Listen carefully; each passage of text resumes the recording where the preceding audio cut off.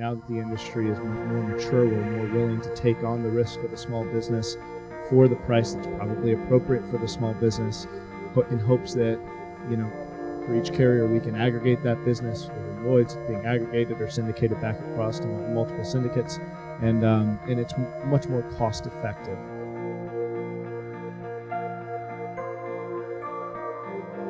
You'll be surprised on this as well, how it will be a long decision cycle, but it eventually happens if you have done a good job in explaining the advantages of the coverage.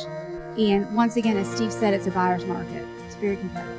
And then regarding the resources that are available, the third question is to ask, what would you do in the event of a breach?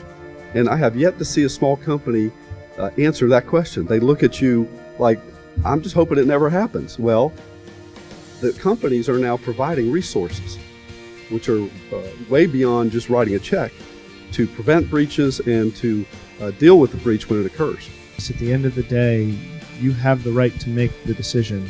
Even with us, where we say you're going to use our vendors, we'll guide you on who to use. But at the end of the day, the engagement's between you and the vendor. It's never with the insurance company on providing you those forensics consulting services, legal professional services, because we're not a law firm and we're not a forensics firm. And so I think that, across the board, it's good for organizations, and as you're explaining this as a broker, I think it's important to help your clients understand that they will still need to take accountability for the final decisions that's made at the end of the day, because it's still their risk, their organization, their reputation on the line, such that you're acting in your best interest.